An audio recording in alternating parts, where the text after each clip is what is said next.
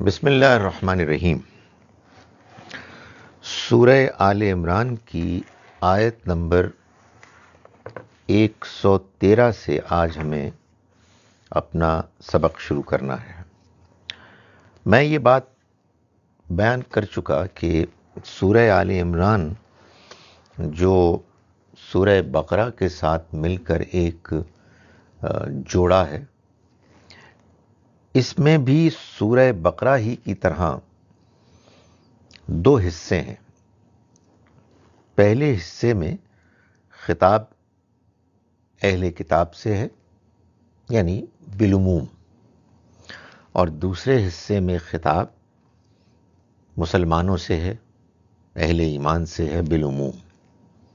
بالعموم میں یہ اس لیے کہہ رہا ہوں کہ بعض اوقات کسی موقع پر کسی فوری ضرورت کے تحت خطاب دوسرے گروہ کو بھی آپ کو ملے گا وہاں موجود۔ ابھی ہم نے جو پچھلی آیات پڑھیں ان میں اللہ تعالیٰ نے مسلمانوں کو یہ تلقین کی کہ وہ اللہ کی کتاب کو مضبوطی سے پکڑیں، اپنے اندر اتحاد پیدا کریں، فرقے واریت میں نہ بٹ جائیں۔ انہیں چاہیے کہ ان میں گروہ ہو کہ جو خیر کی دعوت دے، نیکی کی تلقین کرے، برائی سے روکے، اور یہ بھی بتایا کہ یہ جو مخالفین ہیں اہل کتاب، یہ دشمنی پر تو تل آئے ہیں، مگر یہ کچھ مسلمانوں تمہارا بگاڑ نہیں سکیں گے۔ ان کے سامنے اللہ کا حق آیا، اس کا پیغام آیا، وہ پیغام کہ جس کو وہ جانتے تھے، پہچانتے تھے، مگر انہوں نے نہ صرف یہ کہ اس کا انکار کیا بلکہ اس کی مخالفت کی۔ تو اب ان کے اس بد کرداری کی وجہ سے، ان کے اللہ کے ساتھ کیے ہوئے عہد کی نافرمانی، اس کی خلاف ورزی کی وجہ سے اب ان کے اندر حوصلہ، جان ختم ہو گئی ہے۔ اب یہ ان کے اوپر اللہ نے ذلت کو مسلط کر دیا، یہ جہاں کہیں بھی پائے جائیں گے، اب سوائے اس کے کہ یہ اللہ کے اس پیغام کو مان لیں اور ان لوگوں کے ساتھ شامل ہو جائیں جنہوں نے اس پیغام کو مانا ہے، یعنی صحابہ کرام، ورنہ پست ہمتی ان کے اوپر مسلط کر دی گئی ہے۔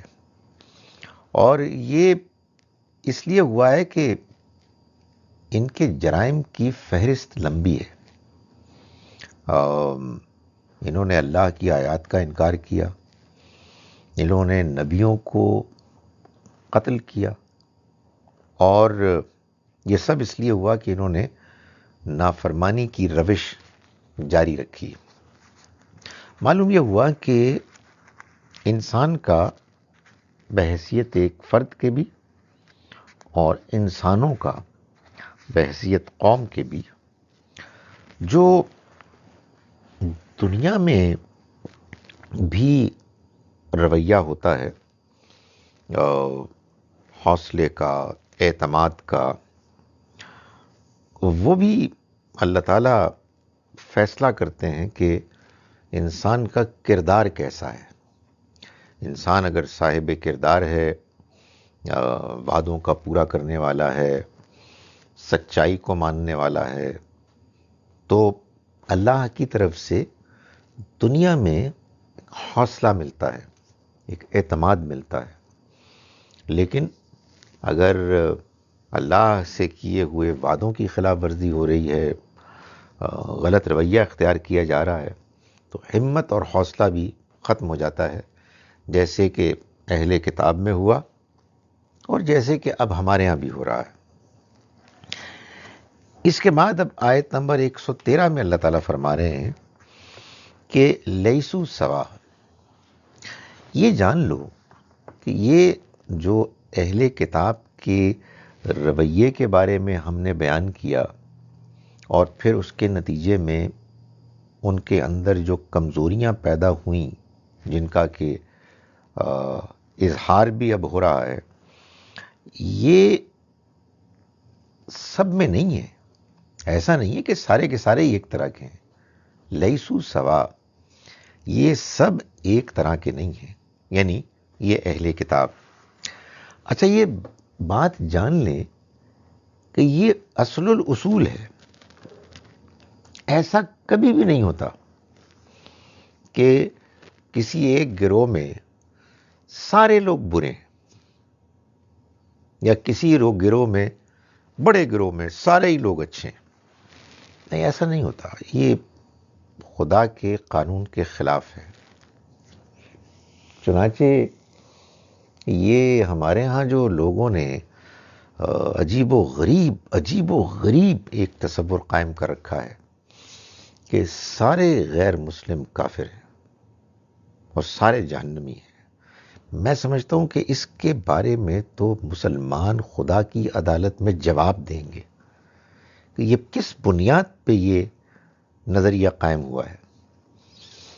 میں سمجھتا ہوں کہ اس کی ایک ہی بنیاد ہو سکتی ہے کہ مسلمانوں نے یہ دیکھا کہ قرآن مجید میں اللہ نے کافروں کے بارے میں کہا کہ جہنم میں جائیں گے، اور یہ فیصلہ کیا کہ سارے غیر مسلم کافر ہیں.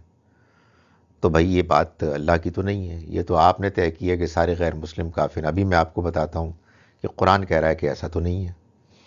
تو کافر تو وہ ہوتا ہے کہ جو جانتے بوجھتے ہوئے اللہ کی طرف سے آئے ہوئے حق کو ماننے سے انکار کر دے، چاہے پورے، چاہے آدھے، چاہے پونے. تو معاف کیجیے گا، ایسا کام تو ہمارے لوگ بھی کرتے ہیں. تو ڈرنا چاہیے اس چیز سے. تو فرمائے کہ لیسو سوا، یہ سارے اہل کتاب ایک طرح کے نہیں ہیں. من اہل الکتاب، اہل کتاب میں سے امتن، ایک گروہ ایسا ہے، قائمتن، جو قائم ہے، جو کھڑا ہوا ہے. کس پر؟ اللہ سے کیے ہوئے عہد پر. یعنی وہ عہد کہ جس میں اللہ نے بعد میں آنے والے پیغمبروں کو ماننے اور ان کا ساتھ دینے کا ان سے وعدہ لیا تھا. تو ایسا گروہ ہے کہ جو قائم ہے. فرمایا کہ یتلون آیات اللہ آناء اللیل، وہ اللہ کی آیات کی تلاوت کرتے ہیں راتوں کو. وہم یسجدون، اور سجدہ کرتے ہیں، یعنی اس کے آگے، اللہ کے آگے سجدہ ریز ہوتے ہیں. کون؟ اہل کتاب. اگر اہل کتاب مسلمان ہو چکے ہوتے تو پھر ان کو اہل کتاب کہنے کی ضرورت نہیں تھی، پھر تو وہ یا ایھا الذین آمنوا کے تحت آتے. لیکن ابھی وہ مسلمان نہیں ہوئے ہیں، مگر وہ اچھے انسان ہیں، اللہ ان کی تعریف کر رہا ہے. ابھی ہم نے پیچھے دیکھا اسی سورہ مبارکہ میں اللہ تعالیٰ نے یہ بتایا کہ بعض ایسے اہل کتاب ہیں کہ اگر تم ان کو ڈھیروں خزانے دو وہ تمہیں ایک ایک پائی لوٹا دیں گے. تو اللہ تعالیٰ یہاں بھی انہی میں سے بعض لوگوں کی، انہی لوگوں کی تعریف فرما رہے ہیں کہ ان میں ایک گروہ ہے کہ جو اللہ سے کیے ہوئے عہد پر قائم ہے. اللہ کی آیات کو وہ راتوں کو اٹھ کر پڑھتے ہیں، اس کی تلاوت کرتے ہیں اور اللہ کے آگے سجدہ ریز ہوتے ہیں. معلوم ہوتا ہے تہجد کی نماز پڑھتے ہیں. یؤمنون باللہ والیوم الآخر، وہ اللہ پر اور قیامت کے دن پر ایمان رکھتے ہیں، یعنی سچا ایمان رکھتے ہیں. یأمرون بالمعروف وینہون عن المنکر، اور وہ معروف کا، بھلائی کے کاموں کا حکم دیتے ہیں، تلقین کرتے ہیں اور برائی سے روکتے ہیں. وَيُسَارِعُونَ فِي الْخَيْرَاتِ، اور وہ اچھے بھلائی کے کاموں میں سبقت کرتے ہیں، ایک دوسرے سے آگے بڑھتے ہیں. فرمایا کہ وَأُولَٰئِکَ مِنَ الصَّالِحِینَ، یہی لوگ ہیں کہ جو نیک ہیں، اللہ کے نیک بندوں میں سے ہیں۔ کون؟ اہل کتاب میں سے، مسلمانوں کی بات نہیں ہو رہی۔ فرمایا کہ وما یفعلوا من خیر، وہ جو نیکی کا کام کریں گے، فلن یکفروا، وہ اس کے اجر سے محروم نہیں ہوں گے۔ یعنی ان کا یہ رویہ ہے، ان کا یہ ایٹیچوڈ ہے، جس کے نتیجے میں وہ اللہ کے پسندیدہ بندوں میں سے ہیں۔ جو بھی نیکی کریں گے اس کا ان کو اجر ملے گا۔ ہمارے یہاں تو کہتے ہیں نا کہ کافر جو ہے وہ جو بھی نیکی کر لے اس کو اس کا اجر نہیں ملے گا۔ یہاں غیر مسلم اہل کتاب کے بارے میں یہ کہا جا رہا ہے کہ وہ نیک لوگ ہیں، اچھے لوگ ہیں، اللہ سے ڈرنے والے ہیں، اللہ سے کیے ہوئے عہد پر قائم ہیں۔ جو نیکی بھی وہ کریں گے وہ اس کے اجر سے محروم نہیں ہوں گے۔ واللہ علیم بالمتقین، اور اللہ متقیوں سے، پرہیزگاروں سے خوب واقف ہے۔ بات یہ ہے کہ کوئی بھی انسان کے اندر تبدیلی اچانک اوور نائٹ نہیں آتی۔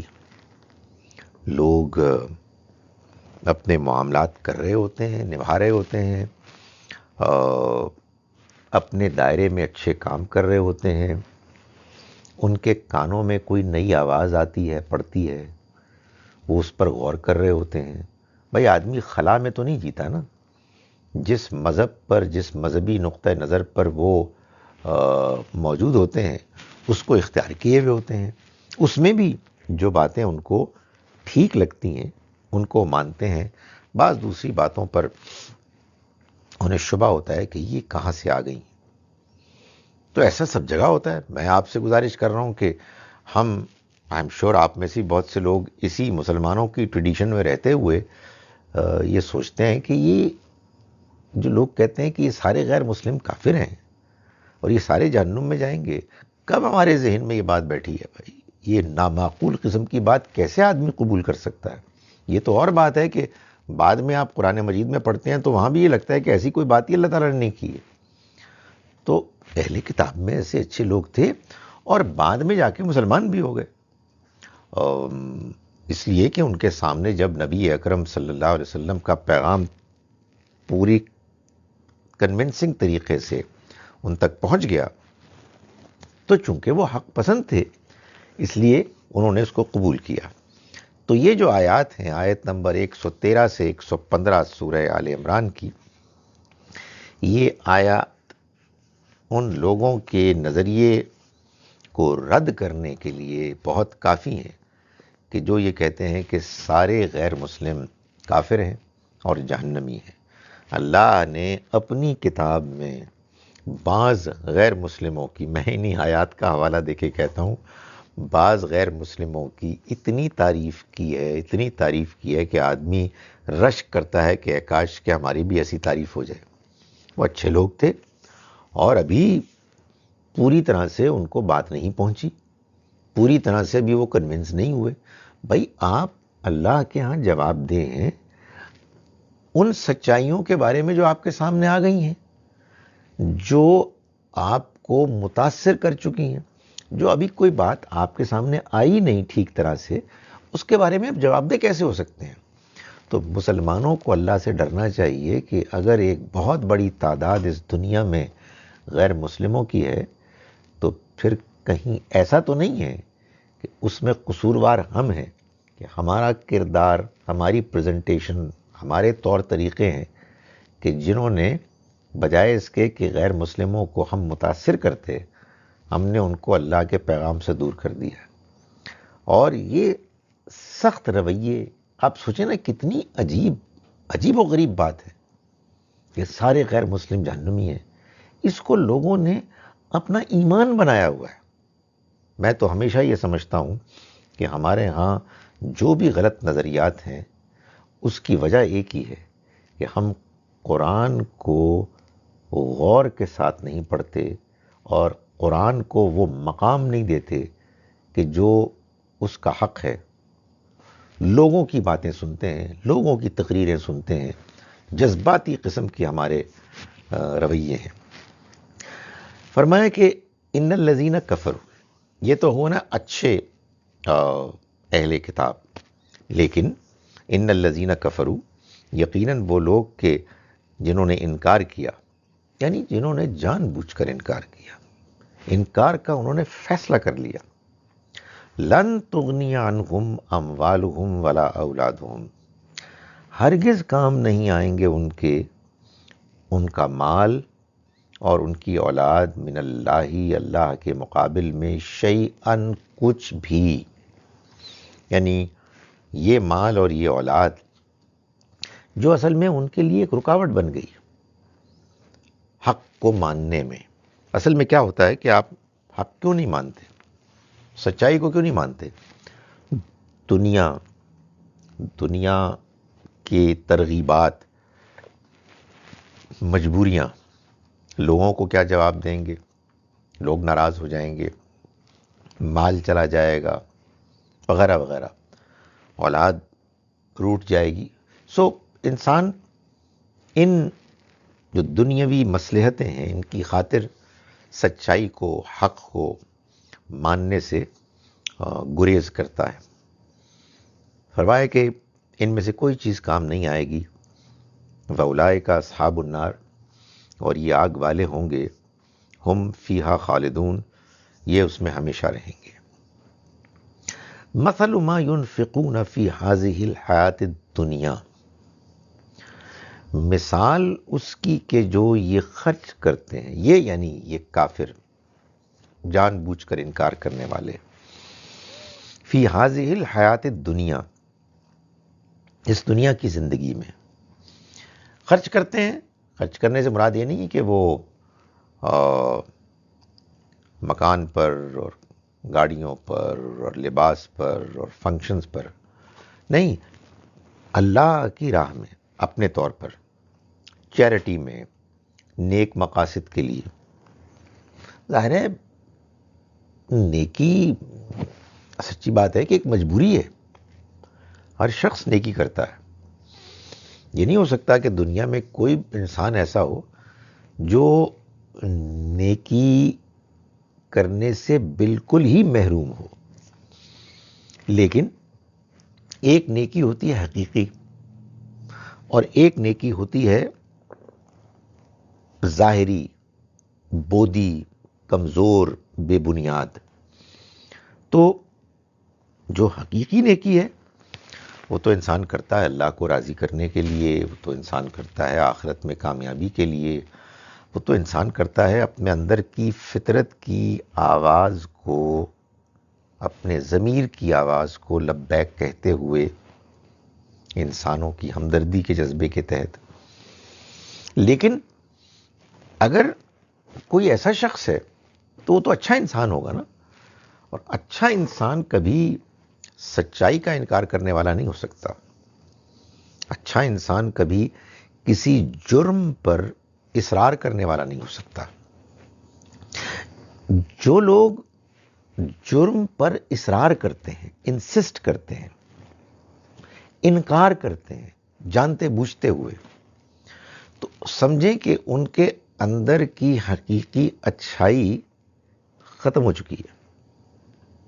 اسٹرگل کر رہے ہیں تو ابھی زندہ ہے، سوچ رہے ہیں کہ مانے یا نہ مانے، کیا چیز صحیح ہے کیا چیز غلط ہے۔ اگر ابھی یہ اسٹرگل جاری ہے تو پھر تو آپ سمجھیں کہ نیکی ہے۔ مگر اگر انسان کمپرومائز کر لے اور یہ کہے کہ نہیں مجھے یہ بات نہیں ماننی، تو آپ سمجھیں کہ پھر وہ اندر کی نیکی کی بنیاد غائب ہو رہی ہے۔ اور یہ صرف اللہ کے پیغام کے انکار تک بات محدود نہیں ہے۔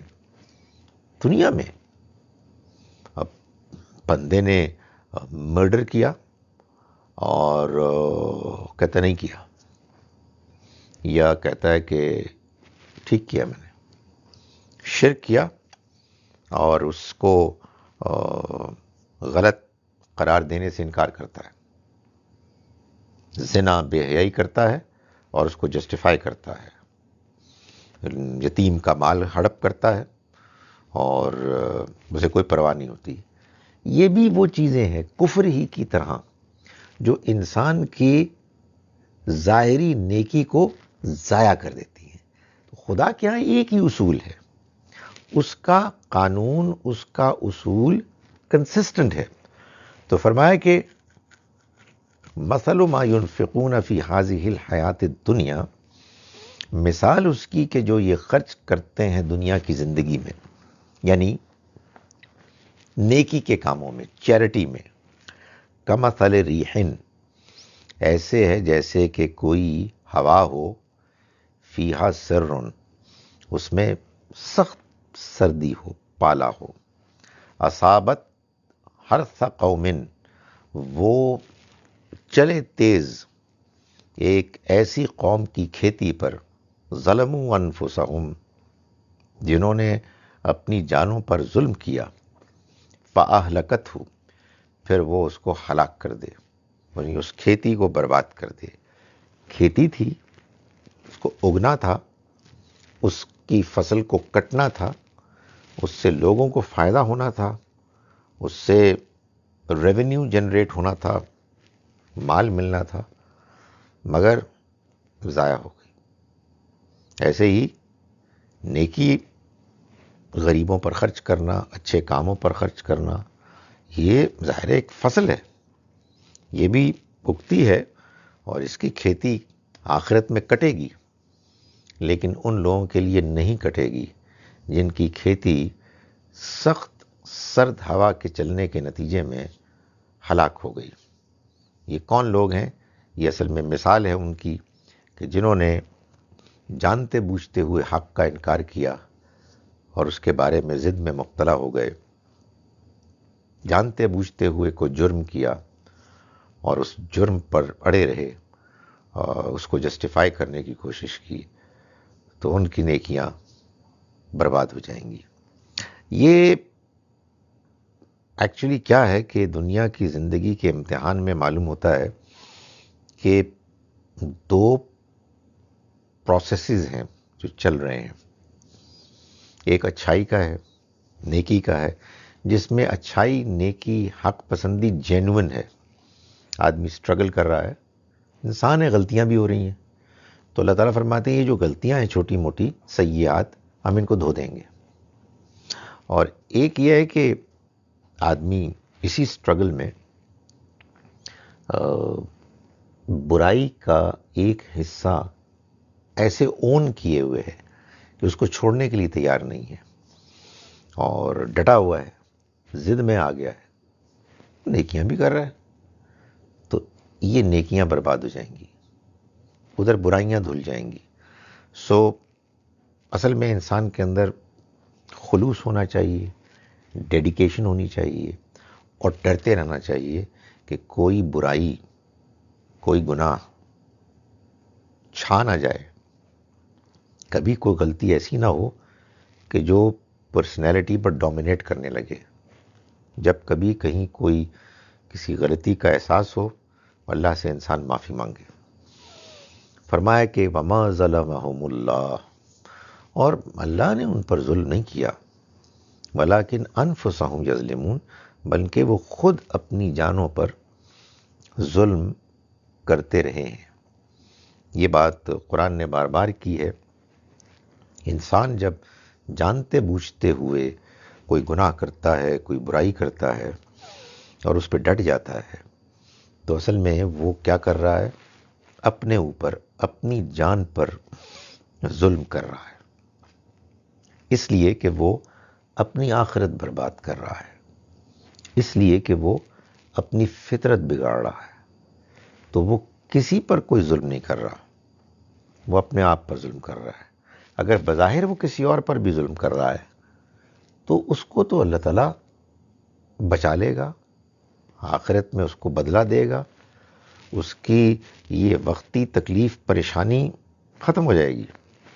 لیکن یہ کرنے والا یہ ہے کہ جو اصل ظلم کر رہا ہے، کسی دوسرے پر نہیں، خود اپنے اوپر، اس لیے کہ اس کے بعد جس انجام سے یہ دوچار ہوگا وہ اس سے بچ نہیں سکے گا، اس سے نکل نہیں سکے گا، اور یہ انجام خود اس نے اپنے ہاتھوں سے اپنے لیے کمایا۔ یا ایھا الذین آمنوا، ایمان والو، لا تتخذوا بطانۃ من دونکم، تم اپنے ہمراز، اپنے بھیدی نہ بناؤ اپنے علاوہ دوسروں کو، یعنی یہ جو اہل کتاب ہیں یہ سازش کر رہے ہیں اور تمہاری مخالفت پر اڑ گئے ہیں، حسد میں مبتلا ہو گئے ہیں، یہ تمہاری بات کسی صورت بھی ماننے کے لیے تیار نہیں ہے، مگر انہیں اس بات کا احساس ہے کہ وہ کمزور ہیں۔ مدینہ منورہ میں مسلمان مضبوط تھے، تو اب وہ اپنے اندر کی بھڑاس نکالیں گے تمہارے خلاف سازشیں کر کے، تو بی کیئرفل۔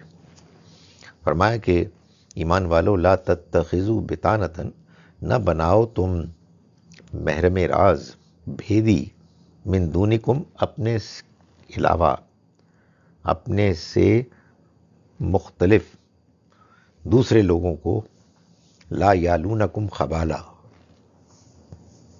جو تمہیں نقصان پہنچانے میں کوئی کسر نہیں اٹھا رکھتے، ودوا ما عنتم، وہ چاہتے ہیں تمہاری تکلیف، تمہارے لیے جو مشکلات اور زحمتیں ہیں وہ اس کے خواہش مند ہیں۔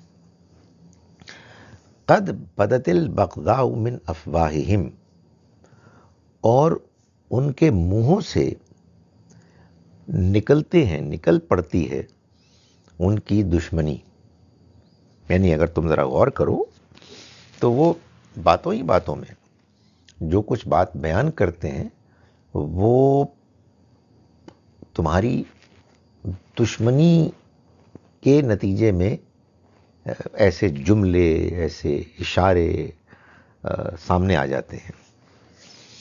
وما تخفی صدورہم اکبر، اور جو ان کے سینوں میں چھپا ہوا ہے وہ اس سے بھی بڑھ کر ہے، یعنی جو کچھ ظاہر ہوتا ہے وہ تو یعنی باوجود کوشش کے باہر نکل آتا ہے، لیکن جو ان کے اندر ہے وہ زیادہ خوفناک ہے، زیادہ بڑا ہے۔ قد بینا لکم الآیات، ہم نے واضح کر دیں تمہارے لیے آیات، ان کنتم تعقلون، اگر تم عقل سے کام لو، یعنی اگر تم عقل سے کام لینے والے بنو تو یہ ہم نے آیات جو نازل کی ہیں اس سے تم کو ہم نے وارن کر دیا ہے کہ تم ایسے بھولے نہ بنو کہ سب کو سب باتیں بتانے والے بن جاؤ۔ تمہیں اس چیز کا اندازہ ہونا چاہیے کہ کچھ لوگ ایسے ہیں کہ جو تمہارے دشمن ہیں، بظاہر تم سے دوستی کرتے ہیں مگر خطرناک لوگ ہیں۔ ہاں انتم اولائی تحبونہم، تم تو وہ لوگ ہو کہ ان سے محبت کرتے ہو، ولا یحبونکم، مگر وہ تم سے محبت نہیں کرتے، ان کے اندر تمہارے لیے ہمدردی نہیں ہے۔ وتؤمنون بالکتاب کلہ، اور تم تو کتاب پوری کی پوری کو مانتے ہو، یعنی تمام کتابوں کو مانتے ہو، تورات کو مانتے ہو، زبور کو مانتے ہو، انجیل کو مانتے ہو اور قرآن کو بھی مانتے ہو، لیکن انہوں نے یہ طے کیا ہوا ہے کہ جو ان کے اپنے گروہوں کا ہے حق پیغام اسی کو مانیں گے، بقیہ کو نہیں مانیں گے۔ وَإِذَا لَقُوكُمْ، اور جب وہ تم سے ملتے ہیں، قَالُوا آمَنَّا، تو وہ کہتے ہیں کہ ہم ایمان لائے۔ ان کا مطلب یہ ہوتا ہے کہ ہم نے مان لیا کہ تمہارے پیغمبر ہیں، مگر دل میں ان کے یہ ہوتا ہے کہ تمہارے لیے ہیں، ہمارے لیے نہیں ہے. تو وہ کہتے ہیں کہ ہم ایمان لائے. وَإِذَا خَلَوْا، اور جب وہ الگ ہوتے ہیں تم سے، عَضُّوا عَلَيْكُمُ الْأَنَامِلَ مِنَ الْغَيْظِ، تو وہ کیا کرتے ہیں؟ اپنی انگلیاں کاٹتے ہیں. من الغیظ، غصے میں، غضب میں. قل موتوا بغیظکم، کہہ دو کہ اپنے اسی غصے میں مر جاؤ. یعنی یہ جو تم غصہ کر رہے ہو تو یہ غصہ خود تمہارے اوپر پڑے. تم جس بدنیتی کے ساتھ یہ کام کر رہے ہو، اس کے بعد تم اللہ کی رحمت سے محروم ہو گئے ہو. فرمایا کہ ان اللہ علیم بذات الصدور، اللہ سینوں کے راز تک جانتا ہے. یعنی مطلب یہ ہے کہ جو کچھ تم کر رہے ہو، جس مقصد کے تحت کر رہے ہو، اللہ اس کو جانتا ہے. اللہ تو سینوں کے بھیدوں سے بھی واقف ہے.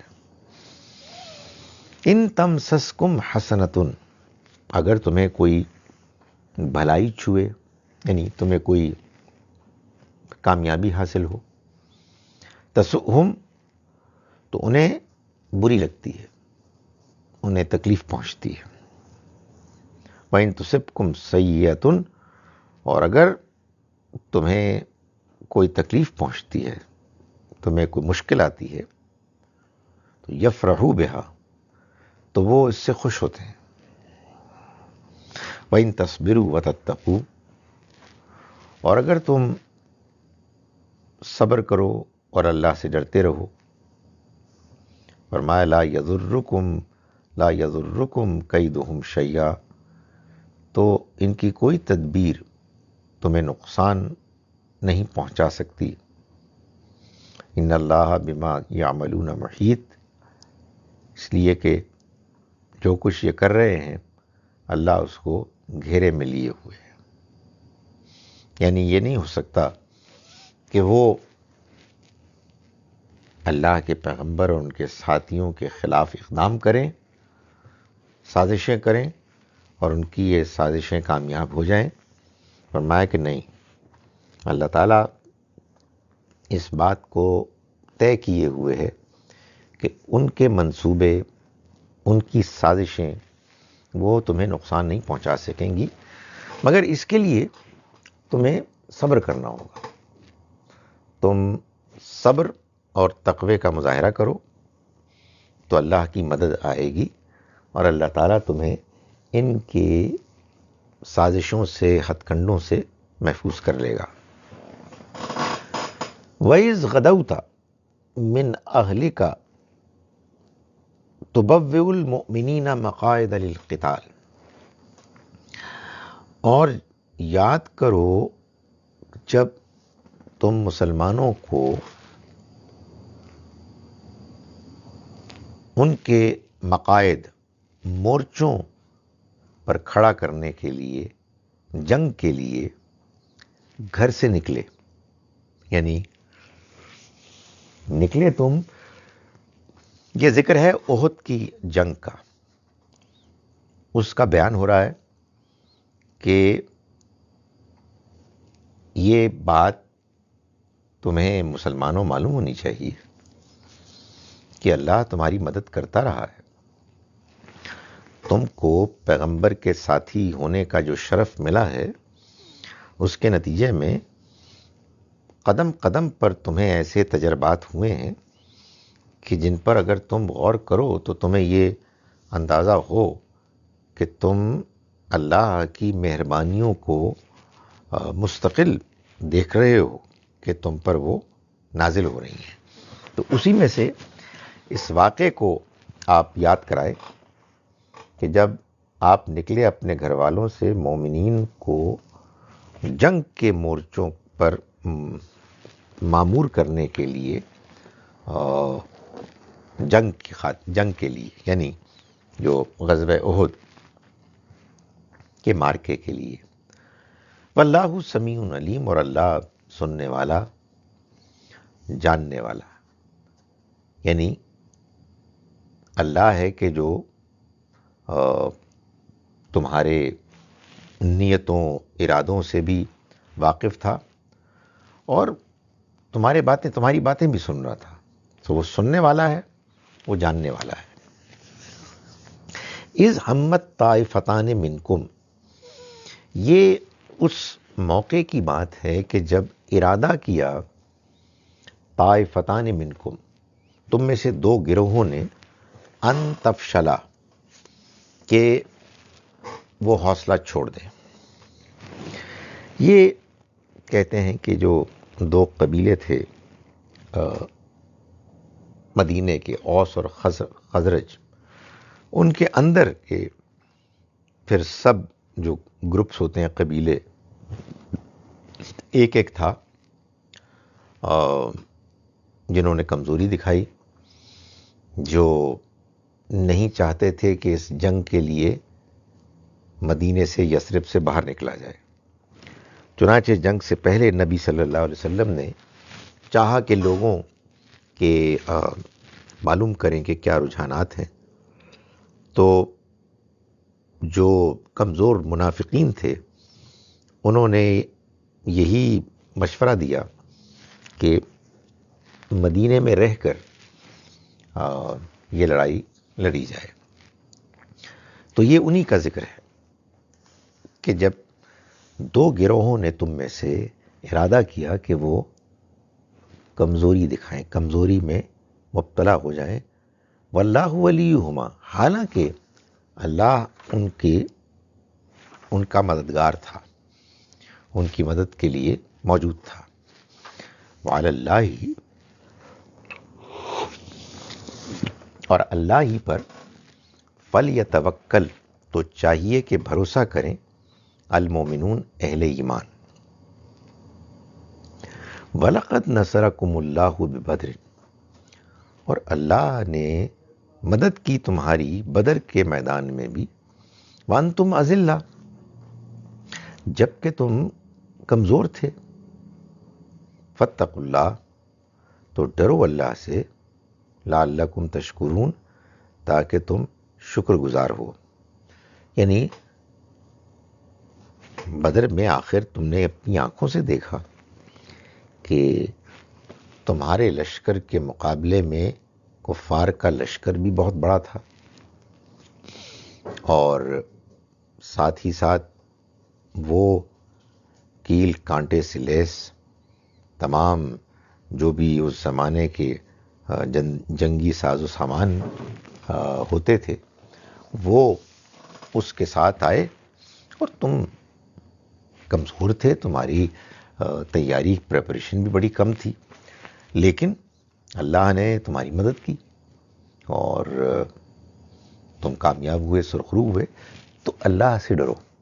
اللہ سے ڈرو گے تو تمہارے اندر شکر گزاری پیدا ہوگی، اور شکر گزاری پیدا ہوگی تو اس کے نتیجے میں تم اللہ کی مہربانیوں کے مستحق بنو گے، اس کی مدد تم کو پہنچے گی.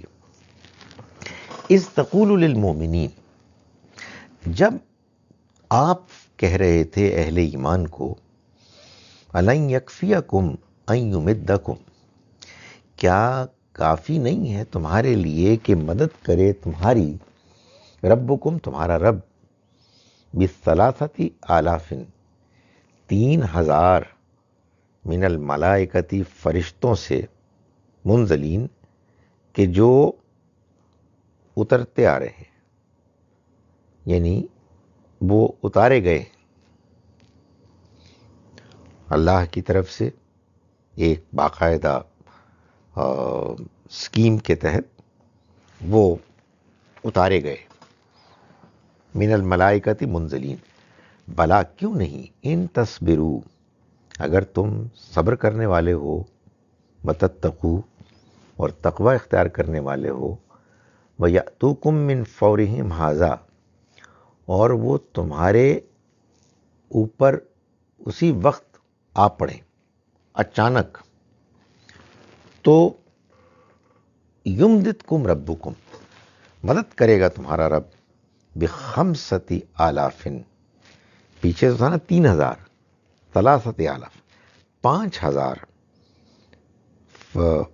من الملائکۃ، فرشتوں میں سے، مسومین، جو خاص نشان لگائے ہوئے ہوں گے. یعنی مطلب یہ ہے کہ اللہ کے ہاں کوئی کمی نہیں ہے. تمہاری چیلنجز میں، تمہاری مشکلات میں جتنا جتنا اضافہ ہوگا، اللہ اتنا اپنی طرف سے کمک، مدد بھیجتے رہیں گے. اور یہ غالباً اس موقع کی بات ہے کہ جب 1000 میں سے وہاں دوسری جانب 3000 تھے دشمن کے، اور ادھر 1000 مسلمان تھے. ان میں سے 300 غائب ہو گئے. منافقین عبداللہ ابن ابی کی لیڈرشپ میں اس نے وہ لے گیا. تو ظاہر ہے کہ 1000 کے مقابلے میں 3000 اب وہ گھٹ کے صرف 700 رہ گئے. تو اس موقع پہ اللہ تعالیٰ نے فرمایا کہ یہ تو تم 3000 کیا 5000 بھی اللہ تعالیٰ بھیج سکتا ہے. سو یہ تو اللہ کا فیصلہ ہے. وما جعل، فرمایا کہ بخمسۃ آلاف من الملائکۃ مسومین، کہ تمہارا رب بھیجے 5000 فرشتے نشان لگائے ہوئے، وہ آ جائیں. یعنی اسی خاص مقصد کے لیے وہ آئیں اور تمہاری مدد کر کے دشمن کو نیست و نابود کر کے وہ چلے جائیں. وما جعلہ اللہ الا بشرا، اور یہ تو اللہ نے صرف اس لیے کیا کہ تمہیں خوشخبری ہو. بشرا لکم ولتطمئن قلوبکم، اور تاکہ تمہارے دل مطمئن ہو جائیں، بھی، اس سے. ومن نصر الا من عند اللہ، اور اصل میں تو مدد اللہ ہی کی طرف سے آتی ہے. العزیز الحکیم، وہ اللہ کے جو زبردست غالب ہے، حکمت والا ہے. لیقطع طرفا من الذین کفروا، اس لیے کہ یہ اس لیے ایسا ہوا کہ وہ ان کافروں، انکار کرنے والوں کا ایک حصہ کاٹ دے. یعنی وہ اس لیے کر رہا ہے یہ تاکہ ایک حصہ کفار کا وہ عذاب سے دوچار ہو جائے. او یکبتہم فتنقلبوا خائبین، یا پھر یہ ہو کہ انہیں ایسا ذلیل کرے کہ وہ رسوا ہو کر لوٹے. یعنی اللہ نے یہ طے کیا ہے کہ ایک ان کا جو حصہ ہے وہ کٹ جائے. ان کو کاٹنے کا مطلب ہے کہ وہ الگ ہو جائے، وہ ایمان لے آئیں، اور دوسرے جو ہیں وہ رسوا ہوں. لیس لک من الامر شیء او یتوب علیہم او یعذبہم فانہم ظالمون، اور آپ کے لیے اس معاملے میں کوئی اختیار نہیں ہے. آپ اس معاملے کو طے کرنے والے نہیں ہیں، اس میں آپ کی کوئی سے نہیں ہے. او یتوب علیہم او یعذبہم، چاہے وہ ان کی طرف نظر عنایت کرے یعنی اللہ، یا ان کو عذاب دے. فإنہم ظالمون، اس لیے کہ یہ ظالم ہے. معلوم ہوتا ہے کہ نبی صلی اللہ علیہ وسلم کے ذہن میں یہ خیال آیا کہ آخر یہ سارے ہی تو میرے قوم کے لوگ ہیں، تو یہ کیوں ایمان نہیں لے آتے، ان کو کیوں یہ موقع نہیں ملتا. تو اللہ تعالیٰ نے فرمایا کہ نہیں، اس معاملے میں آپ کو کوئی اختیار نہیں، یہ اللہ کا فیصلہ ہے.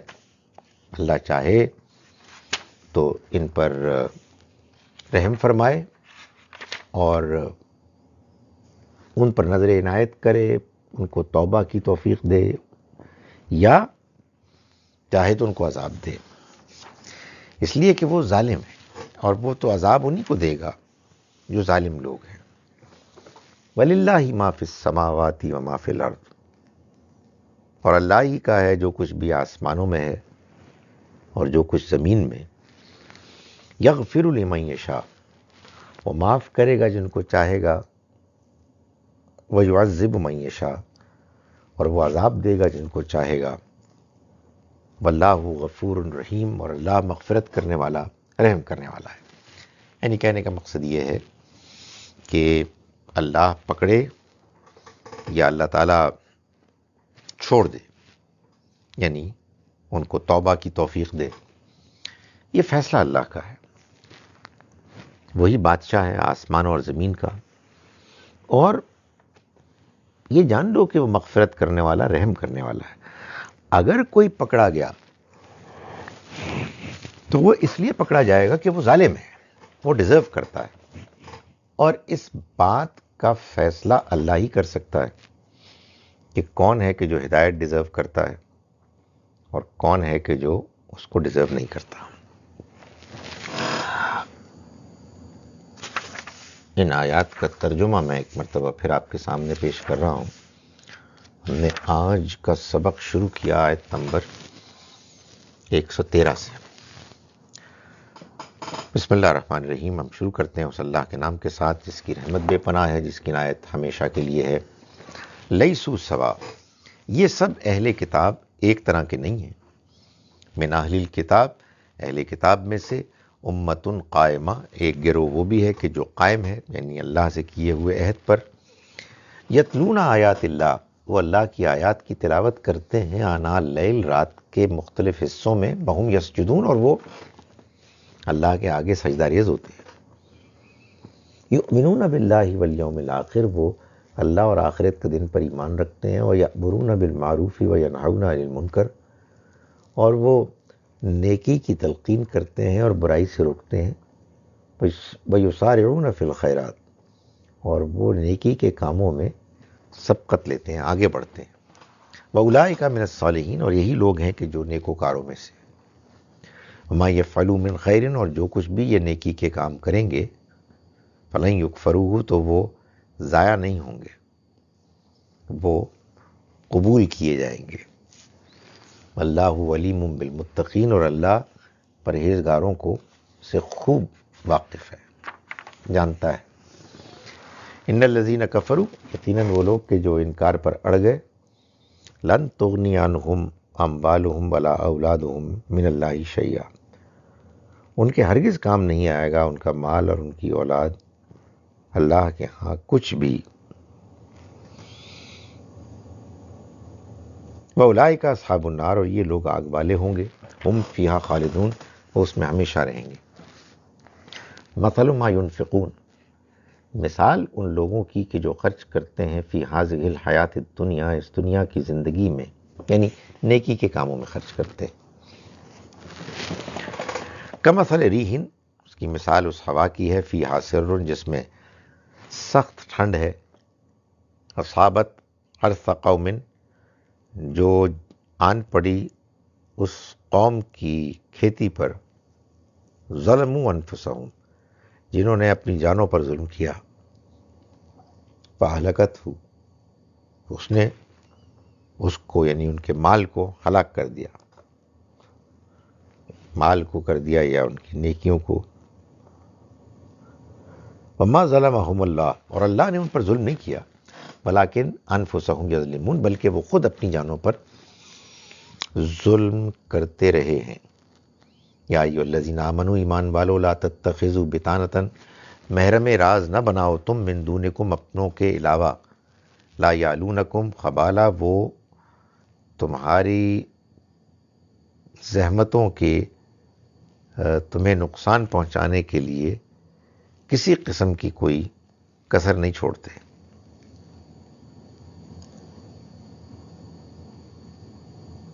ودوا ما عنتم، اور اب ان کی خواہش ہے کہ تمہیں تکلیف و نقصان پہنچے۔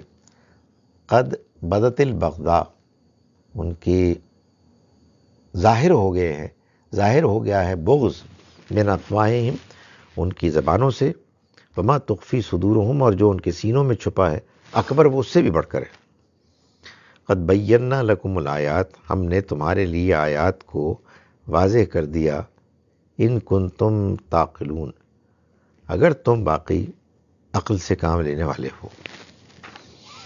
ہاں انتم اولئک تم وہ لوگ ہو تحبونہم جو ان سے محبت کرتے ہو، ولا یحبونکم لیکن وہ تم سے محبت نہیں کرتے، وتؤمنون بالکتاب کلہ اور تم تو ایمان رکھتے ہو کتاب پر پوری کی پوری پر، وَإِذَا لَقُوكُمْ اور جب تم سے ملتے ہیں قالوا آمنا تو وہ کہتے ہیں کہ ہم بھی ایمان لائے، وَإِذَا دَخَلُوا اور جب وَإِذَا خَلَوْا اور جب وہ الگ ہوتے ہیں عَضُّوا عَلَيْكُمُ الْأَنَامِلَ تو وہ کاٹتے ہیں اپنی انگلیوں کو، من الغیظ غصے میں، قُلْ مُوتُوا بِغَیظِکُمْ کہو کہ مر جاؤ تم اپنے غیظ میں غصے میں، ان اللہ علیم بذات الصدور یقیناً اللہ جو کچھ سینوں میں ہے اس سے پوری طرح باخبر ہے۔ ان تمسسکم حسنۃ اگر تمہیں پہنچے کوئی بھلائی تسؤہم تو وہ ان کو بری لگتی ہے، وَإِن تُصِبْكُمْ سیئۃ اور اگر تم کو پہنچے کوئی بھلائی بہتری، معاف کیجیے گا سیئۃ اگر تمہیں پہنچے کوئی تکلیف پریشانی، یفرحوا بہا تو وہ خوش ہوتے ہیں اس پر، وَإِن تَصْبِرُوا وَتَتَّقُوا اور اگر تم صبر کرو اور تقوی اختیار کرو، پرہیزگاری کرو، لا یضرکم کیدہم تو ان کا پلان، ان کا منصوبہ سازش نہیں تمہیں نقصان پہنچا سکے گا، شیئا کچھ بھی، ان اللہ بما یعملون محیط اللہ جو کچھ بھی وہ عمل کرتے ہیں اس کو گھیرے میں لیے ہوئے ہے۔ وَإِذْ غَدَوْتَ اور جب تم نکلے من اہلک اپنے گھر والوں سے، یعنی یاد کرو اس کو جب تم نکلے،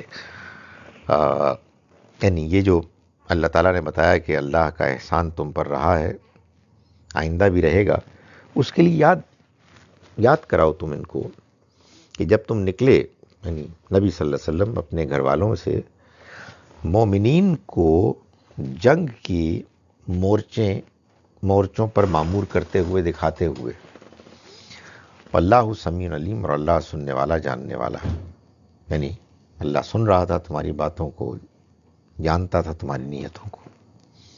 اذ ہمت طائفتان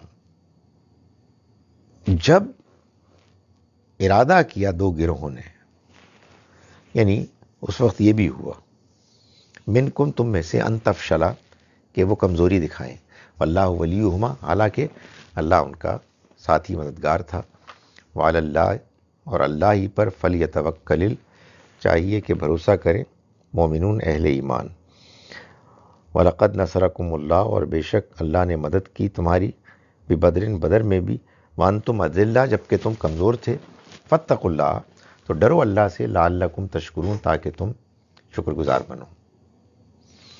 اذ تقول للمؤمنین یاد کرو جب تم کہہ رہے تھے اہل ایمان سے، ان یکفیکم الن یکفیکم کہ کیا کافی نہیں ہے تمہارے لیے، ان یمدکم کہ مدد کرے تمہاری ربکم تمہارا رب، بثلاثت آلاف 3000 من الملائکۃ فرشتوں سے، منزلین جو نازل ہو آہستہ آہستہ،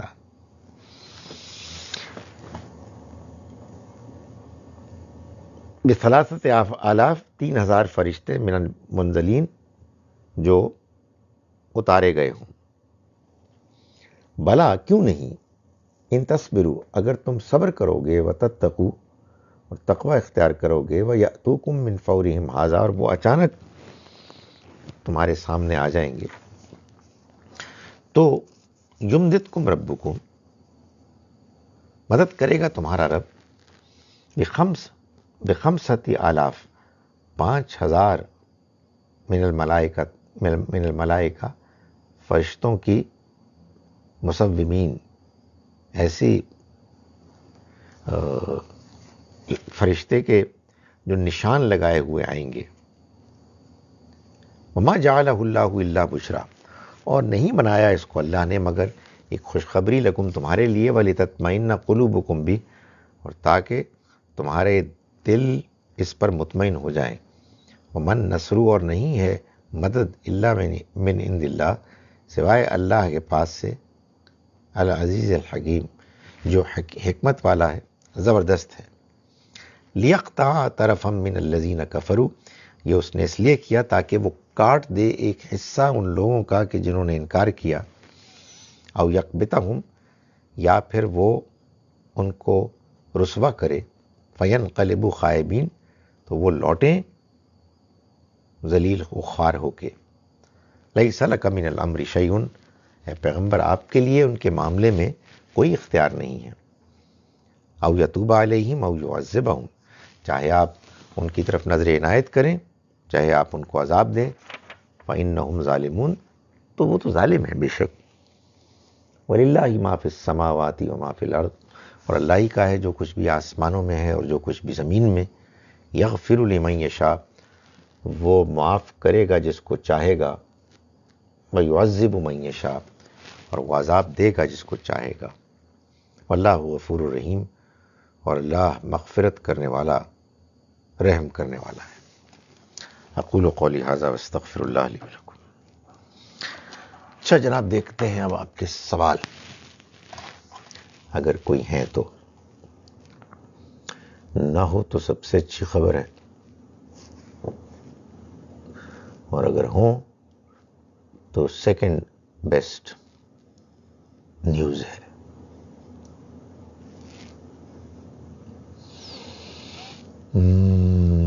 آج کی آیات کہاں ہے؟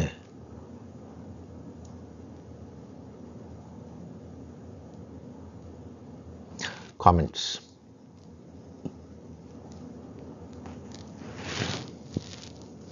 اچھا جناب، فضائے بدر پیدا کر، فرشتے تیری نصرت کو اتر سکتے ہیں گردوں سے، قطار اندر قطار اب بھی۔ کیا بات ہے جناب اسد صاحب۔ میں Turkish republic of northern Cyprus میں ہوں۔ مجھے سننے میں آیا ہے کہ یہاں جانور کو ذبح کرتے وقت تکبیر نہیں پڑھتے۔ اب اس میں کتنی سچائی ہے واللہ عالم۔ مجھے کیا کرنا چاہیے؟ کیا مسلم ممالک جیسے ترکی، پاکستان، ملیشیا اور عرب وغیرہ مسلم ممالک میں بلا کراہت باہر سے گوشت کھانا چاہیے؟ اگر باہر سے گوشت کھانا یا گھر کے گوشت کے مطابق کچھ منگوایا جائے تو شک ہو کہ نہ جانے جانور ذبح کرتے وقت تکبیر پڑھی یا نہیں پڑھی، میرا خیال ہے کہ اگر شبہ ہے تو پھر تو نہیں کھانا چاہیے۔ وجہ یہ ہے کہ ہم عام طور پر ظاہر ہے کہ پاکستان میں یا دوسری جگہوں پر جہاں حلال گوشت اویلیبل ہے، ہم خود تو نہیں دیکھ رہے ہوتے، لیکن بہرحال وہ جب ایک گمان غالب ہے کہ اس پر اللہ کا نام لیا گیا ہے تو پھر آرام سے آدمی کھا سکتا ہے اللہ کا نام لے کے۔ لیکن جب شبہ پیدا ہو گیا کہ ایسا نہیں کرتے تو پھر اس کو اوائڈ کرنا چاہیے۔ کیا مشین کٹ سلاٹر ہاؤسز کا گوشت کھانا حلال ہے؟ بھائی اگر اس مشین کے کاٹنے سے جو شرط ہے ضروری، یعنی تزکیہ زال سے، کہ خون نکل آئے، ڈرین ہو جائے، خاص اس جگہ سے کاٹا جائے جہاں سے کہ کاٹنے کو کہا گیا ہے، اور اس کے نتیجے میں خون پورے کا پورا نکل آئے، تو پھر ٹھیک ہے، شرط پوری ہو گئی، چاہے وہ مشین سے ہی کیا جائے۔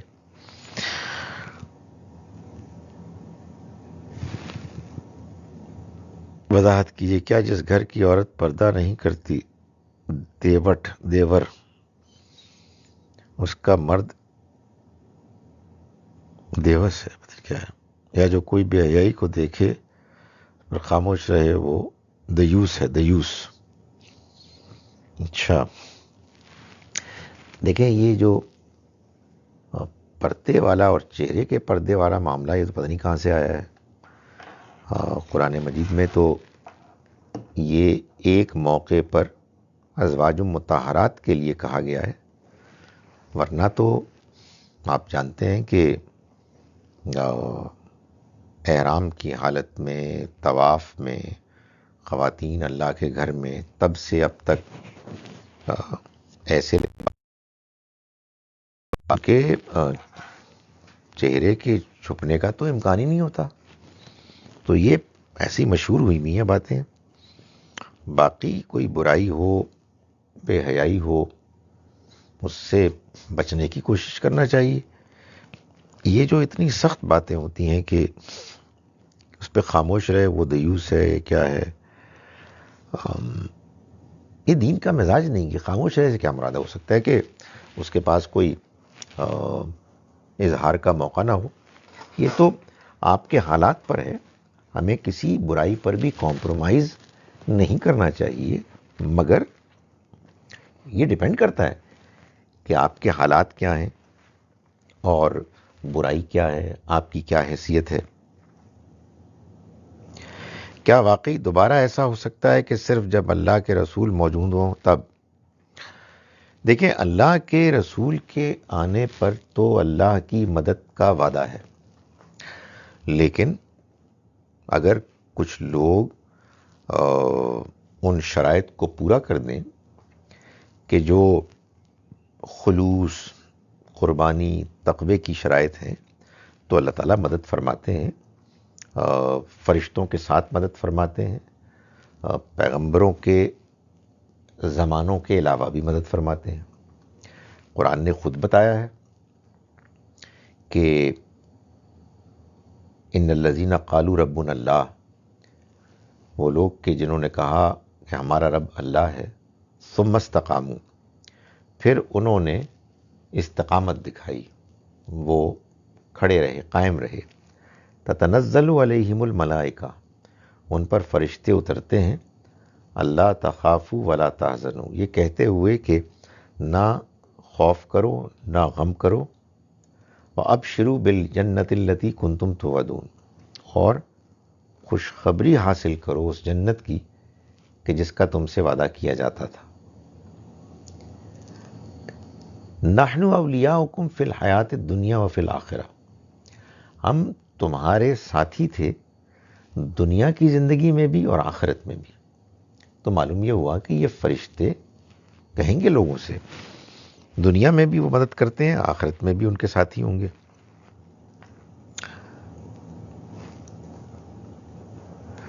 آمین آمین. الحمدللہ, all good people including اہل کتاب people are near to God and will be rewarded by him. Why don't many Muslims understand this ayat which is so clear?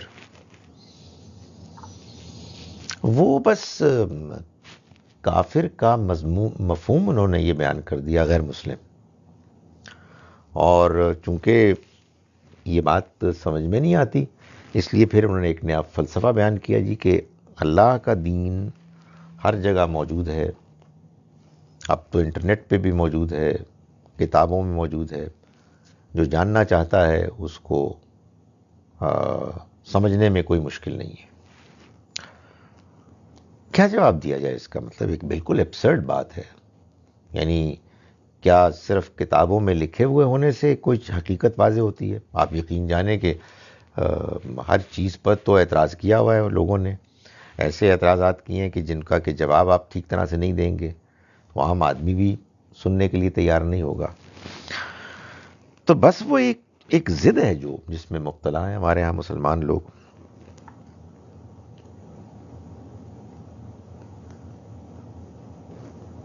سوال مکمل نہیں. Good tidings of sending angels from Allah was full what?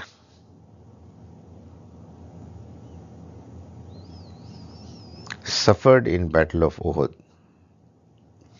دیکھیں، یہ آگے چل کے ہم دیکھیں گے سورہ آل عمران میں کہ اللہ کی مدد آئی شروع میں، لیکن اس کے بعد جب بعض مسلمانوں نے کمزوری دکھائی تو اللہ نے پھر ان کے لیے اسی احد کی لڑائی میں اس بات کا بھی اہتمام کیا کہ ان کو ایک وقتی سیٹ بیک ہو، اور وہ اس سے سیکھیں.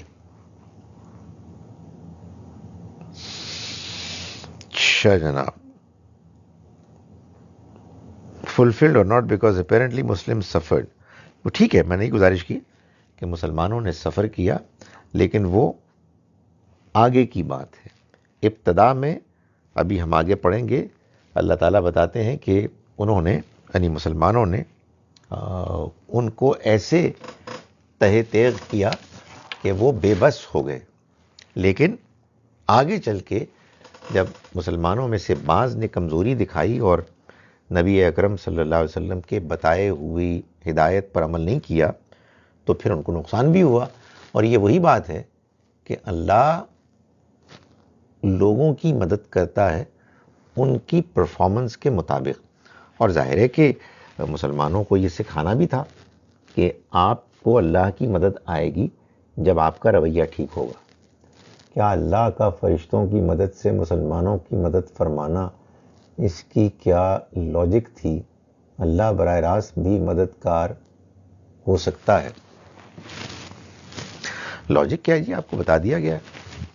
یعنی اللہ نے یہ بتایا ہے کہ اس کے براہ راست مدد کرنے کا یہ طریقہ ہے. اللہ نے دنیا میں جب بھی کوئی کام کیا ہے اس کے لیے ایک سسٹم بنایا ہے. اس کو اس نے پورا کرنے کے لیے ایک طریقہ وضع کیا ہے. خدا کا پیغام براہ راست بھی تو آ سکتا تھا نا انسانوں کے پاس، وہ پیغمبروں کے ذریعے سے بھیجتا ہے. تو ہر چیز اللہ کی امپلیمنٹ ہوتی ہے ایک ضابطے قانون کے مطابق. آپ کو پانی میسر آتا ہے بادلوں کے ذریعے سے، کوئی کہے بغیر بادلوں کے بھی تو کر سکتا ہے. نہیں، وہ خدا کا طریقہ ہے. اس طریقے کو ہم دیکھتے ہیں اور اسی کے مطابق دنیا کے معاملات چلتے ہیں. بچہ دنیا میں آتا ہے، اس کا بھی ایک ضابطہ ہے، اس کی دیکھ بھال ہوتی ہے. خدا تعالیٰ براہ راست کر سکتا ہے، والدین کے ذریعے سے کرتا ہے. تو بالکل ایسے ہی اللہ کی مدد فرشتوں کے ذریعے سے آتی ہے. اللہ ان کو مامور کرتا ہے، حکم دیتا ہے اور وہ اللہ کے فیصلوں کو امپلیمنٹ کرتے ہیں. تو اس میں لاجک کیا ہے؟